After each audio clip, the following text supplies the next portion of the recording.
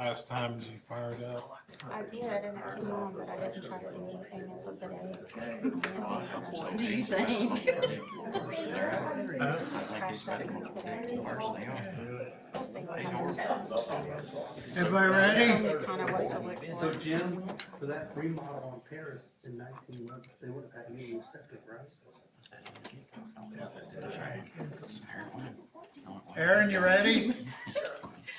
Okay, I'm gonna call the Loudon County Commission Workshop to order for September 15th, 2025. First up is general public comments. We have two signed up. First up is Blake Moore and then Pat Hunter. Good evening, everyone. I would like to give County Commission credit because over the past few years, you guys have done a good job of ensuring that the developments have been put to check, if you will, and that's a good thing. You guys have been doing so good now that the local homeowners association wants to sue us. Again, not a bad thing. But to that point, the workshop agenda includes a discussion item for Commissioner Randolph related to updates from citizens regarding overdevelopment.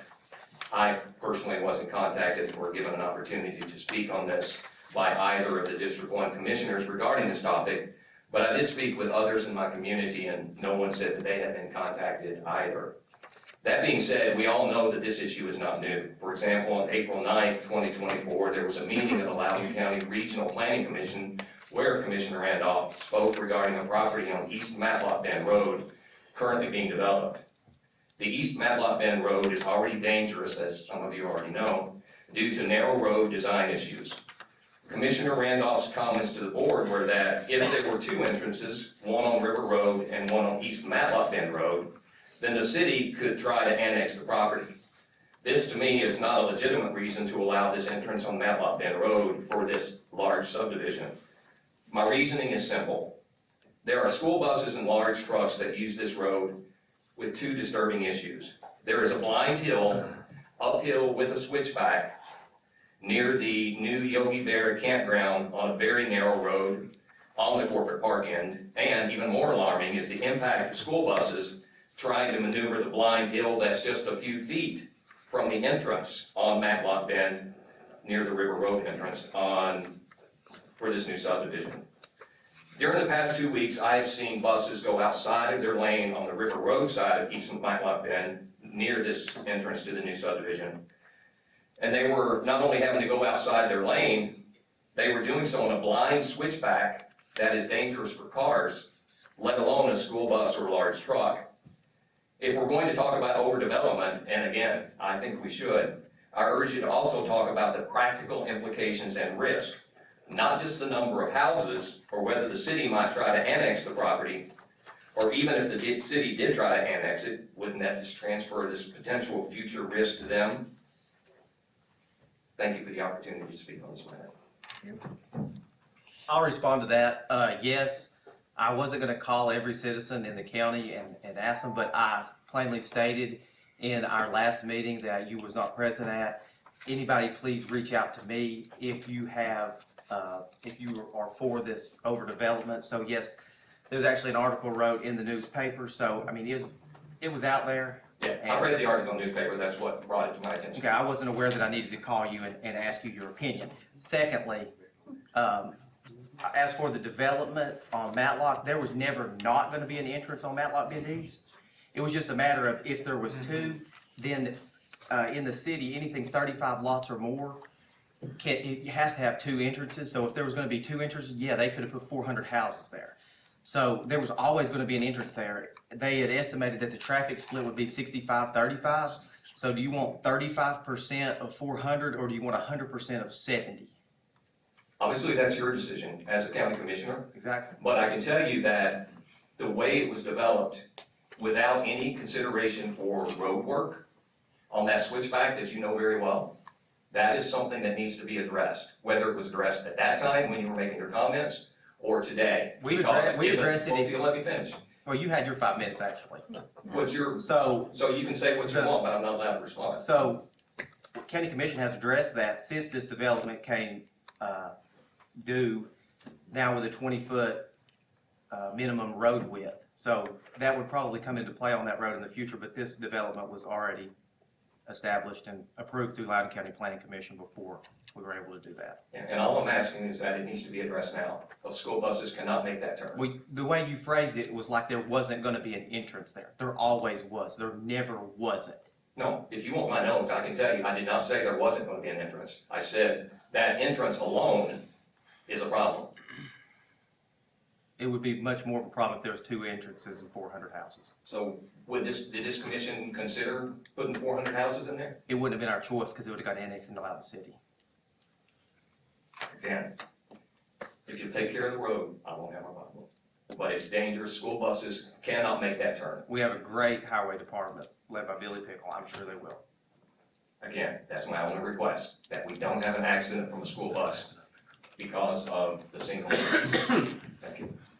And one of those roads, that road and many others, is the reason all this came up with the new road standards and Right. you know what we're going through with all that right now. So we're trying, but No, and I appreciate that. Pat Hunter.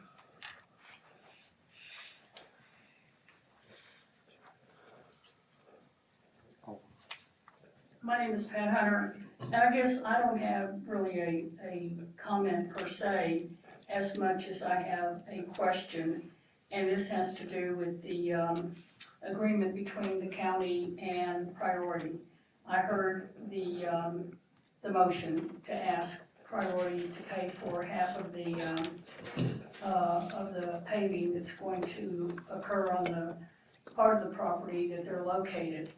But if there's an agreement that states, and I haven't read it, if it states that part of the agreement is that they are to maintain the property in return for free rent, I think that has to be enforced also.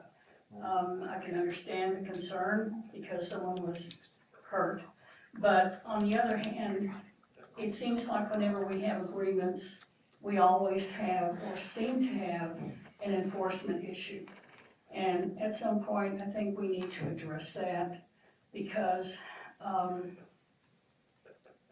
the other party needs to live up to their part of the agreement. Thank you. alright. So with the contract states the building. And I know there's some things that's happened that we've taken care of the building. Again, I said I had not read the agreement, Well, and that's my point. I didn't read the agreement. But what I did hear, it sounded like there may be a joint responsibility. And if there is, but it's county property. If Yes, it is somebody county. falls on that property, right, who are they gonna sue? They're not gonna sue they're gonna property. sue all the parties. Exactly. The county, the ambulance service, if they were supposed to maintain it. And that's the thing, if we have joint agreements, we have to make sure that the other party lives up to their side of the agreement. That's my only point. I'm not saying, Understand, you know, and again, I stated I had not read it. Thank you. Thank you, Pat. Jim Jenkins. Thank you, Commissioners. Item A will be a resolution amending the zoning map of Loudon County, Tennessee pursuant to Chapter 713-7-105 Tennessee Code annotated to rezone from A2 Rural Residential District to A3 Developing Agricultural District, Loudon County Tax Map 27, Parcel 81, located at 2202 Old Greenback Road, Loudon County, Tennessee, situated in the 3rd Legislative District. This was not recommended by the Planning Commission. Bill? That's good with you. I know, I say it's good for it you. was approved, it was voted down 0-9. 0-9, yeah, I know. Okay. Yeah, I don't have any problem with it. I know where it's at and what we're doing, but seems like we're having more and more road width issues, access issues, and I think this is probably one of them, isn't it, Jim? It is. So how many acres is it? I'm not sure of the overall acreage, just under 4 maybe. He was trying to survey off a few acres to keep from maintaining it. The issue is it's what his deed refers to as an unnamed road, so it's not a county accepted approved road. It's, everyone uses this platted easement, for a lack of better words, to access their properties. And so if it was a vacant lot, someone was trying to build a house on, it's one thing, but what we're trying to do is subdivide an additional lot off of a road that has no county road frontage. So did And you the planning say, commission saw that as gonna be an issue, you're gonna have to ask for a variance from the zoning resolution. If we grant this rezoning, we still can't do the subdivision without a variance. so you said so he doesn't have to maintain it? Is this one that you've sent letters or? No, is it just- this is a gentleman that's just trying to subdivide, but they, as a community, I believe, maintain this gravel right of way that they all use. Be on the October 6th commission meeting agenda. Thank you all, have a good evening. Thank you, Jim. Thanks, Jim. Have a good evening, Jim. Mayor Bradshaw is off tonight. His only request was, he told me to go over it with you. Boards and committees, he's making no additions. All he's doing is those whose terms expiring, he's gonna extend them, and it'll be on the October 6th commission meeting. Gary, you gonna address the one missing one there? Oh, I will. I Need to mean, make a yeah. note about with Buddy or I've made a something. note on it, and I'll get with Mayor Bradshaw. On 911 board, he's got, an opening, that's not an open position. No, that was Sam That's Harris. filled by Sam Harris. He just needs to get that one on there between now and when we vote on it. I'll Call send the it to meeting. him. I'll call the meeting. Commissioner Randolph. Yes, as I spoke about earlier, I did encourage any citizens to reach out to me if they're pro-development, all this overdevelopment, and I received 0 emails, 0 phone calls, 0 telegrams, courier pigeon, none of it. I was gonna ask about the pigeons, that's Yeah, how I get my 0. communication. So, Yeah. yeah, I mean, that, I think that speaks volumes, and I really wish, some of our city leaders would listen to these people. I mean, we're getting overrun, and it's a strain on all of our infrastructure, and I just think that pump the brakes on it, and, I commend this commission on it, the steps that we've taken, and I would just encourage most cities to maybe follow suit. And I'll add that when Chase made the statement, I said they could contact me also. I had 2 people contact me and pretty much begged me to stop everything. And I said, well, there's more to it than that, but they don't want it. Our citizens, our constituents don't want it. And I'm one of those, if you don't grow, you die, but we need to grow in small steps. We don't need to continue the way we're continuing. And I think that, like Blake said, HBAC's suing us, so we're doing something right. Absolutely. So, I'm ready to go to fight for anything. I moved to this county 35 years ago, 31 years ago, and I moved here for that reason. I was living in Knoxville. I wanted to be away from that stuff, so I don't want us to be Knoxville. So are you saying that we are in another lawsuit over? Yeah, the home builder. It's not been, I don't think it's been filed yet. They haven't served us yet. They have filed a lawsuit in Chancery Court again. It's exactly the same lawsuit as the John Cook lawsuit. The same lawyers doing the Home Builder Association. And John Cook used to be the president of the Home Builder Association, so can't nobody quite figure out what that one's Is about. it Loudon County Home Builders No, Association? the Greater Knoxville Area Region Home Builders Association or some trash like that. That speaks volumes that we're doing the right thing when Yeah. you have a neighboring county's home builder suing us because they're wanting to build Well, they've covered more and everything, more houses. they've covered everything they could have over there. They were, Nothing left. there's nothing left for Yeah, them they're to build built on. out. They can stay on the other side of the county line as far as I'm concerned. Absolutely. That's our intent. Chase, anything you want me to add on the agenda, or just leave it off next month? Nope, that's all I Okay. got. Commissioner Shaver, Mr. Chairman, thank you, sir. I have two short items.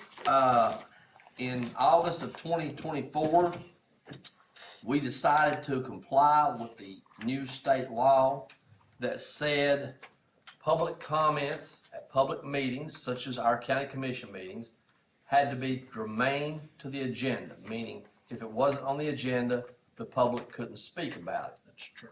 There was discussion. Certainly, by all means, our regular monthly business meeting, our county commission meeting, is a meeting. The discussion was, what about the workshops? The workshops are non-actionable. The new law did not apply to non-actionable meetings, except under County Attorney Bob Bowman's concern, when the chairman says to a member, do you want that on the agenda at the next meeting? That could potentially be considered actionable. So that's what put the workshop agenda in the same place as the county commission meeting. I've talked to Bob numerous times. We've had over a year now of this law being in place. This is another of those laws that the state of Tennessee passes out, no enforcement particularly. It came about because you had government organizations that did not allow any public comment about anything. So citizens complained, the state legislature, like they do many times, they try to take action, they make things worse than it was before they took their action. So what I asked Bob about, at some point in the course of a month, we have 2 meetings, there needs to be a point where a citizen can come to that podium right there and speak to us about whatever they want to talk to us about. Whether I want to hear it, whether we've heard it 100 times, we all have emails, we all have phone numbers, they can call us, but it's not the same when somebody has an issue, they want to look us in the eye and talk to us. So I said to Bob, can we not go back to our workshops like we used to, where they can? Take our regular meetings out. We're going to comply with the state law at our regular meetings, remain to the agenda. He said yes. He wrote the resolution I sent all of y'all. I think it's very well done. The workshops, and he put in here 3 minutes. We didn't put any limit on what number of people can speak, but the chairman can do that depending on the circumstance of the time. But we can put the time limit in it. We can expand that at any meeting if we want to. But I just think we need to have that time for citizens to be able to stand here and talk to us, fuss, complain, whatever they want to do. So I will ask that this be on the next commission meeting to vote for, because Bob said do it in a resolution and make it part of our policies and procedures manual. He said then that way there's no ambiguity to it or gray area. So I'll be asking for that to be on the agenda to vote for it. Everybody can vote however they want to on it. I came from an activist background in the mid-90s. We have to have a place for people to speak to us. We absolutely do. I think it's a travesty that we've not allowed people to speak because we represent those people, we work for them, we serve them, and I think this is overdue. Is 3 minutes long enough? I know we do 5 now, is 3? We just went 3 on workshops because you may have more, it's just a matter of time. I'm flexible, I'm fine with the 3. I think if you can't say it in 3 minutes, you probably got too much to say. That's all I Well, was that, asking. and if there's only 4 or 5, Henry can say you have more time. Sure. I mean, it fits. We have flexibility. So I have one question, and I'm 100% in agreement that people need to have a way to speak and say what's on their mind. When Bob talked about actionable items, and with the state law, when Tammy sends us out an email asking us, do we want items on the agenda, is that an actionable item? According to Bob, unless we're taking a vote on it. Okay. And we never vote at workshops. I think it took some time for everybody to see what this thing was gonna do, how it would shake out. He was far more comfortable with this now than he was a year or longer ago. I think we're on good A ground. year ago, Bob was The one who sent us a absolutely letter. no. Absolutely. But yeah, it's, I think time has made it more understandable. Well, let me just say a few things. I read Bob's thing, his resolution. The Tennessee codes, statute codes is very specific. It says a governing body shall, for each public meeting, doesn't say workshop, commission, reserve a period of time for public comments to provide the public with the opportunity to comment on matters that are germane to the items on the agenda. We can put restrictions, we know that. Where the thing falls apart, this section does not apply to a meeting of governing body or a portion thereof where the governing body is conducting a disciplinary hearing for a member of the governing body. A meeting for which no actionable items are on the agenda. So the only comment we can do according to the law is for workshops, you can eliminate the public comments.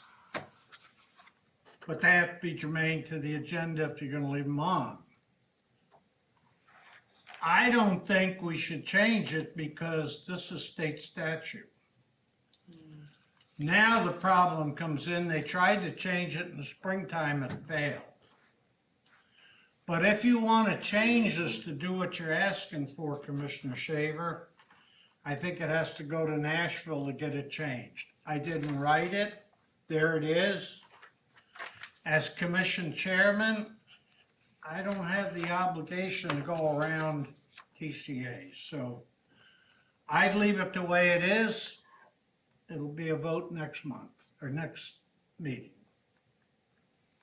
Well, you read the section though about it doesn't apply to non-actionable meetings. That's Yeah, but what- that only deals with the public comments being germane to the agenda. It gets wiped out. I've had several people look at this for me. As chairman, I can't support it if you change it, so it'll be up to you all. I'll ask for it to be on the agenda.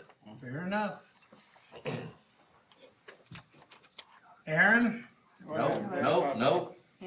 Van's got one other. All right, in front of y'all, each one of y'all have got a little document that looks like this right here. This is from the TCI, Tennessee Corrections Institute. They do a monthly update on every jail in the state of Tennessee. They call it a one-day snapshot, and they put down their numbers. Theirs looks like this, on it's many pages long and has every jail in the state of Tennessee on it. Much more complicated to read. What I did was went to Loudon County from January until July. Long before we built the new jail, Bill Satterfield, Henry Cullen, is that it? That was here back then? We had an overcrowding problem at the jail.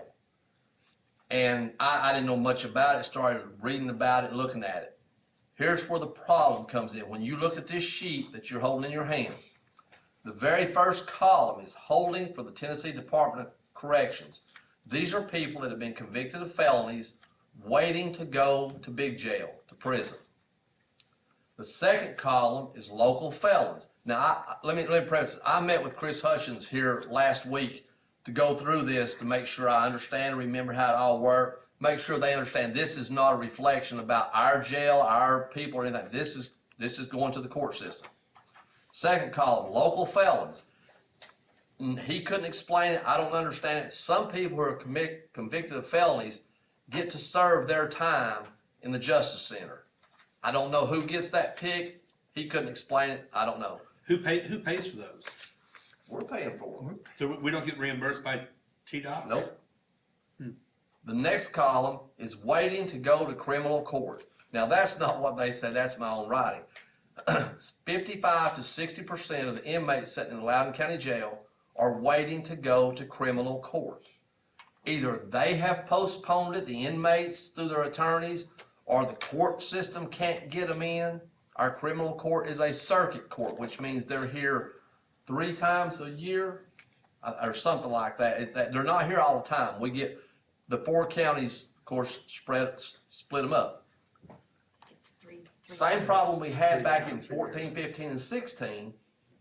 When we're sitting down here getting written up by TCI every month, it was the same way then. 50 to 60% All our inmates are waiting to go to court.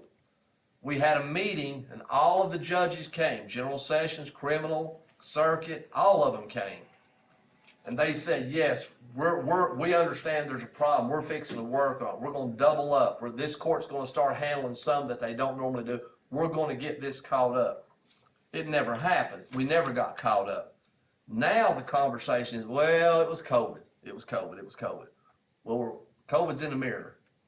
Now it's the courthouse fire. I had the courthouse fire, but we've been holding court right over at Allen Place every week, every month, every 3 months. We also got state legislation written that said if there was a big trial that needed a lot of space, they could hold it in Lenore City. So we had to have special legislation written for that. So I'm not saying any of these people are wrong. I'm just saying there was opportunities to do that.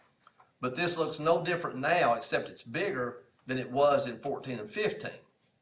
The next one are convicted misdemeanors. That's people that have gone through our justice center right there.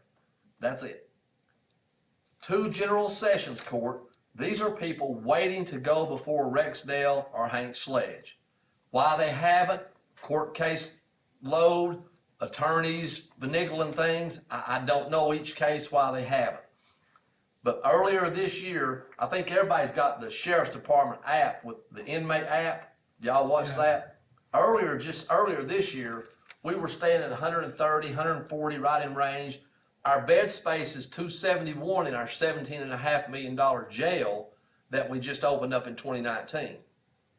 As of this morning, we were at 206 in the jail. If I'm doing anything right here, I'm just kind of at this point raising the flag to say, this is where we started before we had to build the last $17.5 million jail. And is there any action we need to do? I'm not suggesting or recommending, but the people sitting in our jail are not the friendly town drunks at Mayberry. These are some bad guys. We've got, what's it say? We have 5 people sitting in there charged with first or second degree murder. One of them has been there since 2019. Others have been there 21, 22, 23. They've been there a long time. I don't know if their attorneys are battling this around. I don't know why it doesn't go forward. You have 6 of them in there right now for attempted first degree murder. I mean, these are some bad people. I mean, this is not good. I don't know why they can't go to court and get out. So calling judges in, I don't think it's any good. I don't know if we should just send a letter and say, hey, we're seeing a problem here. Is there anything that can be done to expedite, to adjudicate some of these cases and get them on through the system before we start having a problem we had 10 years ago? So I guess what I'm doing is providing information. What's Well, Hank and, I think some of these people, like the first degree murder, we may be holding them for other counties. I know of one that they've moved all around.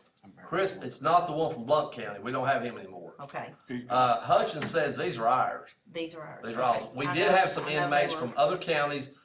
They're basically all gone now too. So these are So pretty these much are- all ours. I got you.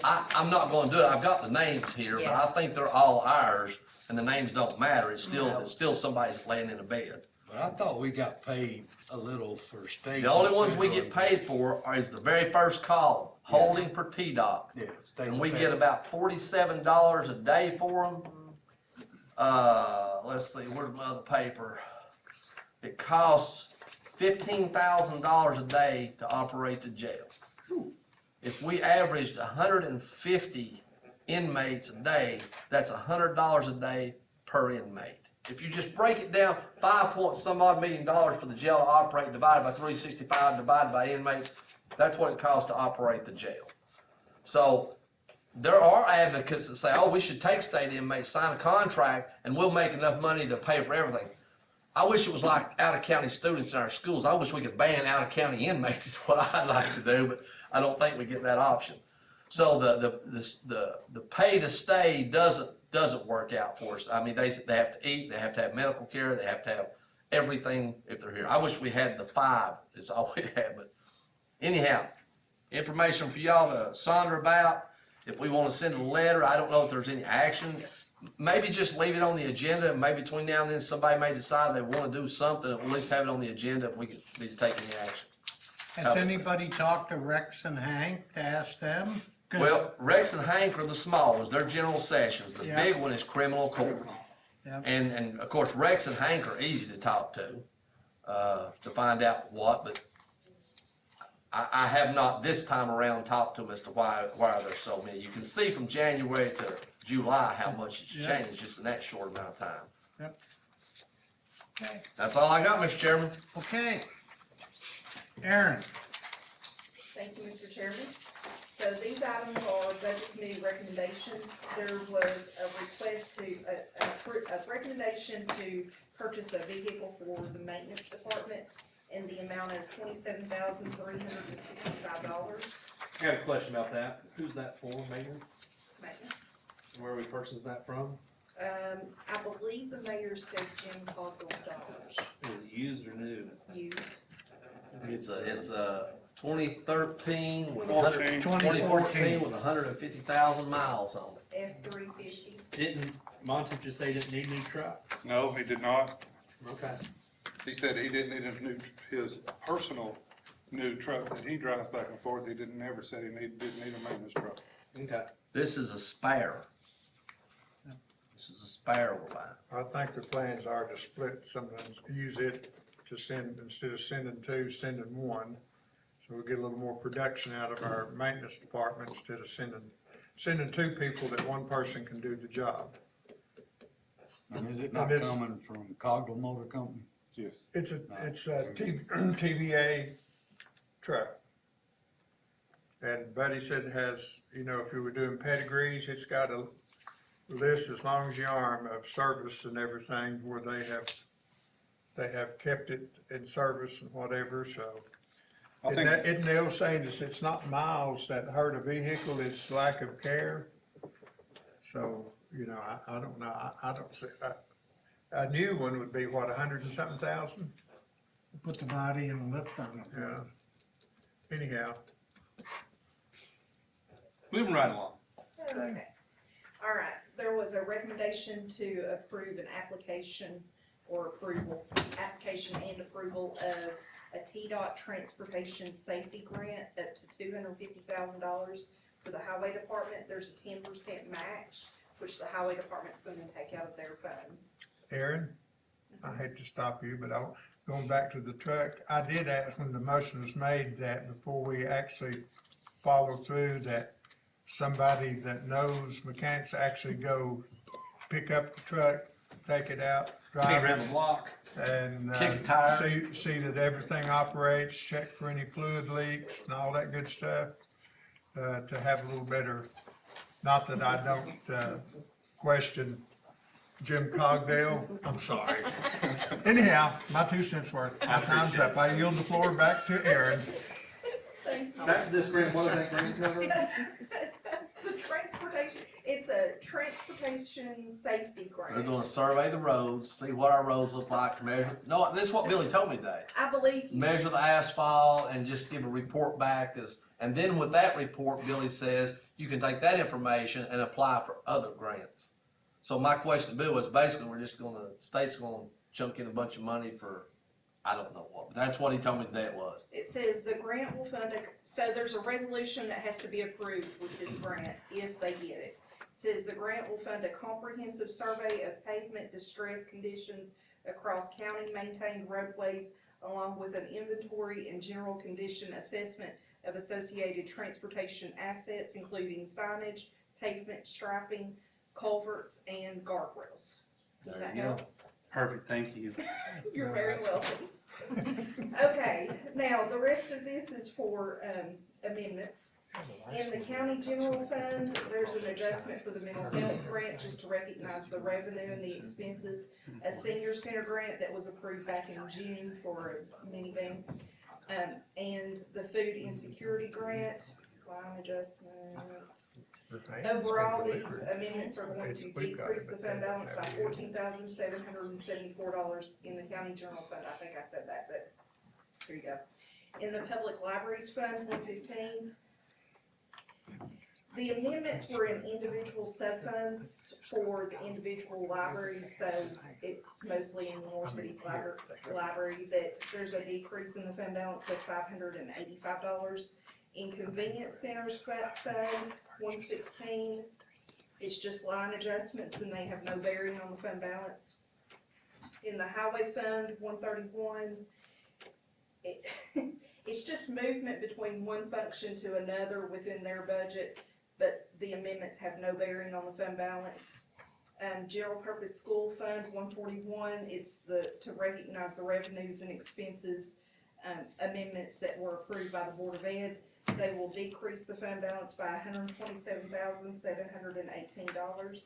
In school federal projects, it's to recognize what the BOE has approved with no bearing on the fund balance. In General Capital Projects Fund, 171, we're adding the revenue for a health department renovation grant, which was a little more than $410,000. That was an ARPA grant also, just so that you're all aware. And then we're also adding $100,000 for the recycling center from Center 75 sale of land. And overall, these amendments are going to increase the fund balance by $310,525. And then the recommendations that came from capital projects, We're not unanimous. well, only 2 of them went through budget committee as recommendations, so that you're all aware. The first one was $8,641 for the IT department for a replacement of battery backups for the server. And the second one was $26,855 for cameras at, I believe it was the annex. It's here, yeah, and I made, one question I asked Kleinschmidt was to make sure those were compatible with the new cameras up at the county office building, so that way they were all integrated, and he said they would be. Okay, so that's all that I have. Thank you, Mr. Oh, there's one more thing, unless you wanna. Parking lot. No, no. Oh, we're gonna address the my chamber issue budget cycle next year. Okay, good deal. Rubber leg. Yeah, I am. I got a question for you. At capital projects, I asked the question about, we had to repair the AC unit up at Rome State recently. Okay, Does that mean? there was some work done on it. Yes, so that comes from the money we accumulate from rent. We pay for those typically. At some point, those units are super old. We've been working on them forever. And they're super expensive, so at some point we need to converse with Lenore City and figure out when we want to go ahead and replace those and I'd be like to smart. give the building to Lenore City. Yeah, not give. There's a interlocal agreement and a committee that is over those funds. Okay, And so really it needs to go through that committee and Perfect. then the. I'm on the committee, I'm on the. There you go. I'm You on got that committee for that. congratulations, Coach, good luck. I just. They said after my extensive experience with the Solid Waste Commission, that would be a perfect. You wanna come place back on there? We got a spot, you wanna come back, Coach? Okay, anything else? Thank you, Mr. Chairman. Thank you, man. Thank you. Okay. Anything else? When will we get our money back from the school board? Our 600? Yeah, they did. It's already been refunded. Yeah. Oh, has it? Yes. They did the first bond, they issued the first bond and everything. So we was got our paid money back First. first. Good, okay. Yes, sir. Yeah, I made sure that check was written before they got their contribution money. I want to. Hey, I want to tell everybody, at some point in time, if you're going through Little City, stop at the Little City Convenience Center. We're not done, we're a long way from done, but we've got, you'd say phase 1 and phase 2 of the clearing and the grading work done. My goodness gracious, it's gonna be gorgeous. We're gonna be able to stretch that parking lot out by about 40 feet, put that third compactor in. We're gonna be able to get the tractor and trailers out of the parking lot altogether. They'll be able to go in the backside, back in to load the commodities out. It's gonna be nice when it's We done. only deal with the best. in solid waste. Absolutely. We want our garbage handled just right. But I would encourage anybody to come up and take a look at that. It's gonna be nice. In fact, we may have to get special membership cards to use that with mine. How about stickers? We Stickers. just go. Well, Mr. Chairman, I'll make a motion we adjourn. I'm just, no, I'm You just, don't need a motion. I know, I'm just trying to get out of it. we're still paying for I'm just out-of-county calling- garbage Next in meeting is- I Greenback. think less. October sixth. Okay. We got a Anything 3-week break this time. I love those. That still rubs me. Is there, Okay. that hearing Thursday? Anything here? No, you talking about the John Cook one? No, the insurance has said they're gonna pick it up, take it over, whatever. So right now, it's scheduled for sometime possibly in October and possibly in Roane County. And I have really pitched a fit about that. I said, this is a Loudon County matter. There are citizens involved in that community that want to attend. It should be in Loudon County. If we have to have it at Lenore City, if we have to have it out in the parking lot. I don't know what the outcome will be, but I'm totally opposed to going to Roane County. That's a haul to get over to that courthouse. And the other lawsuit, I think they're waiting to. They're waiting to see what happens with this one. Same lawyer. I mean, it's all the same thing. It's the lawsuit's verbatim, except they just take John Cook's name out and says developers in it. I mean, it's the same This is thing. the attorney that's had to file 3 times because he's That's got it. it wrong 3 He's times. got the name wrong on one of them. Yeah, he's had some struggles. We're done? I'll call it adjourned. So everybody's loving Richie? Really? I got a hole in the refrigerator. Yes, sir.